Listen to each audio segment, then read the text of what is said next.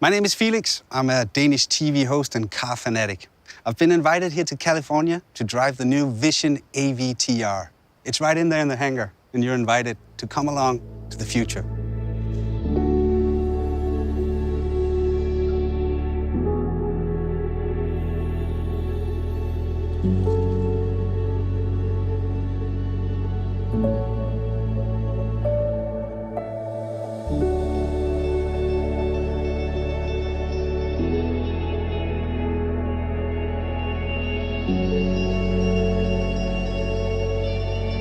This must be the control unit.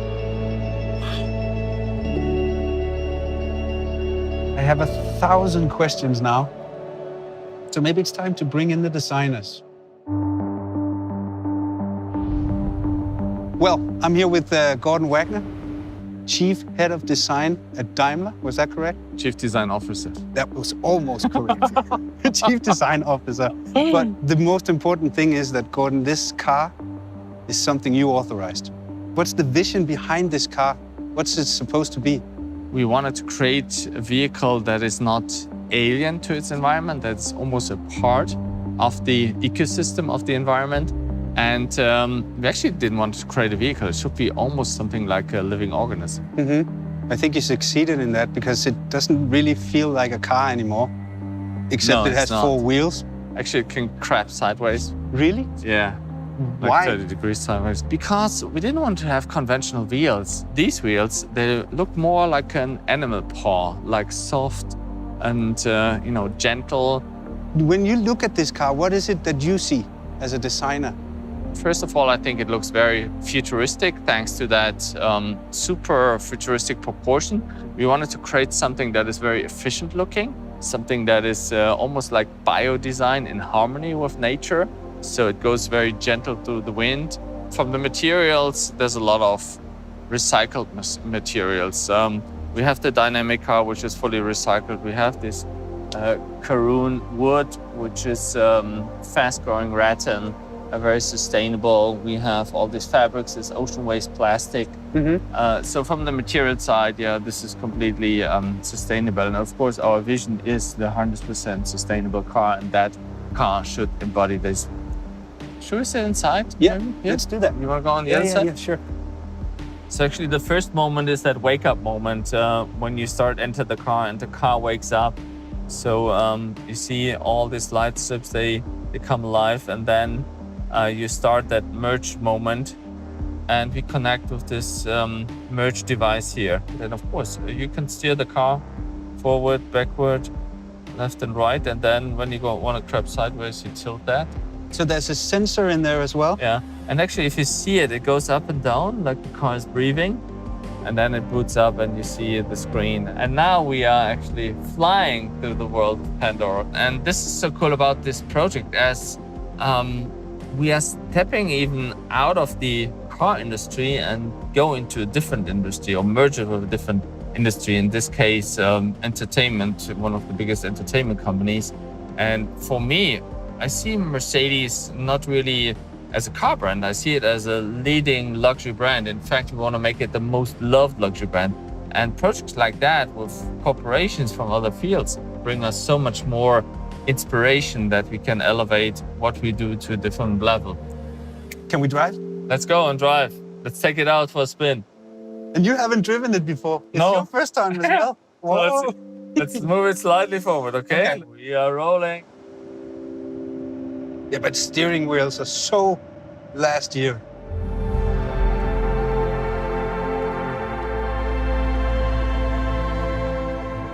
So we can try crabbing mode a little bit. Whoa!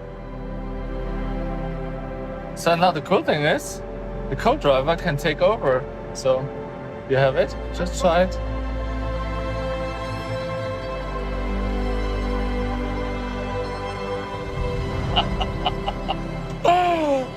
Oh, this is so cool. So, Vera, you were the head designer, lead designer on the user experience of the car, right? Yes, correct. I'm the Director of Advanced User Experience Design. Exactly. That's you. So when I saw it the first time I saw it, and I went over to it, and I had this feeling that it was trying to communicate with me, with the flaps and the lights and all. So that was your department? Correct. So everything what you see and hear, we did.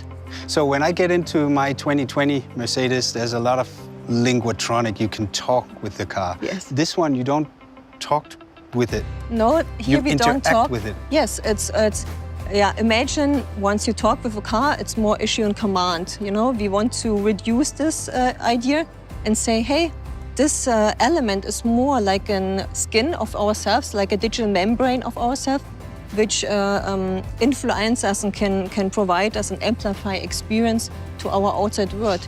We have a more dialogue-based system, and of course, machine learning already can do a lot of things, but we are trying to really that this living organism is starting approaching the human, and not we as a human approaching the machine, which is very different. Should we go inside? Yes, let's do it. You want to sit in the... Which way? I don't care. Both is fine. We can steer the car from both sides. True. I'll take the other one. Cool. You go in there.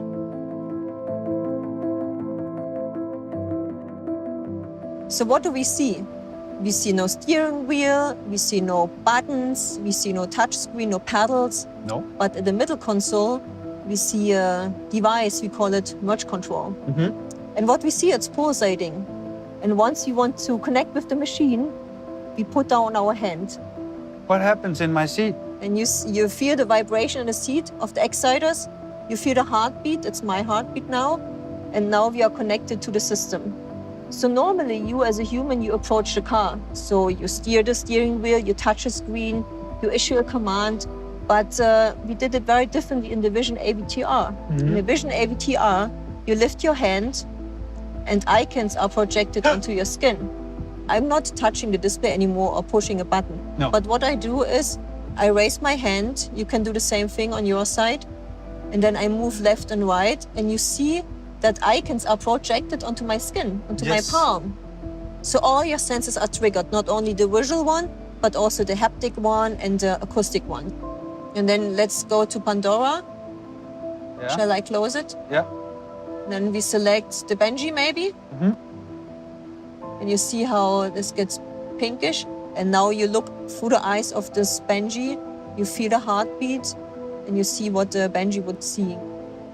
In this sense, this experience that the car is really starting approaching you with the interface is very new and unique, and it hasn't been done before. Yeah, and then, at the same time, make it look as luxury as this is.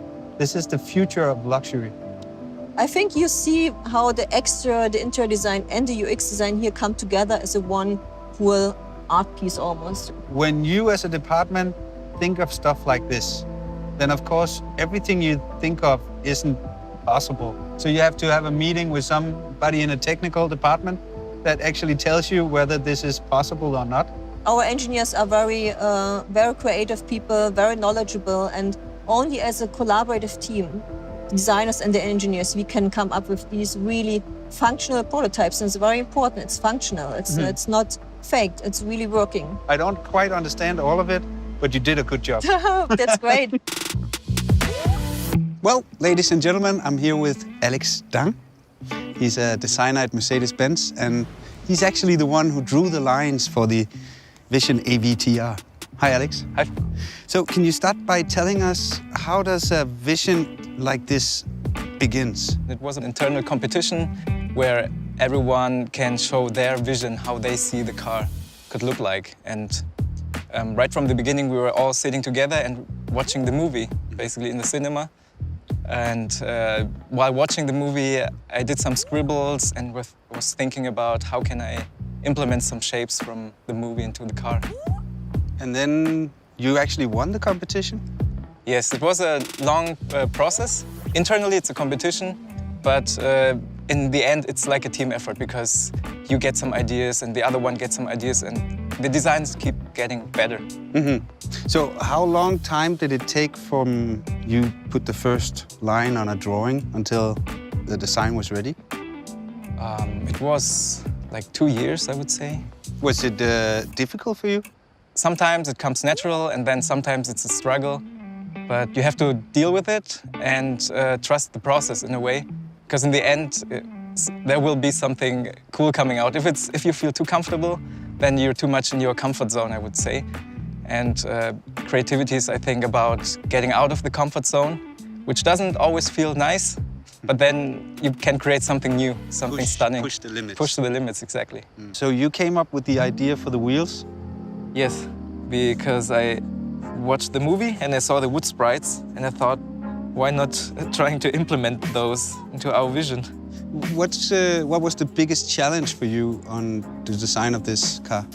I think the biggest challenge for me was to combine the best of both worlds, like this science fiction avatar world, into our reality and still make it recognizable as a Mercedes-Benz.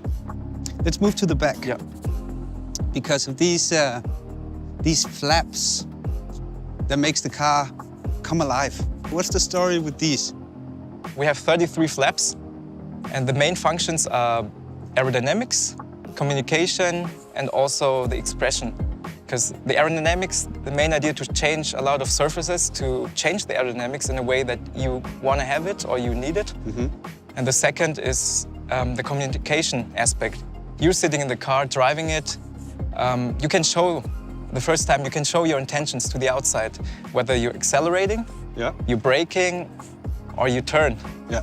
So everything will be manifested to the outside through the omnidirectional flaps. And the third is, because it's an artificial intelligence, it's like a living object, it also has emotions that can be expressed to the outside through the motion design. What do you think it drives like? I think it would drive like something that you've never been experiencing before.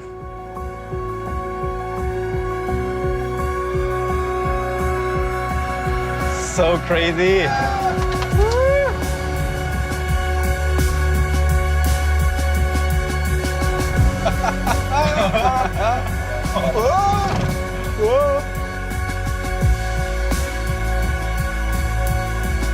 I can imagine waking up in my bed now like, oh, what's just a dream.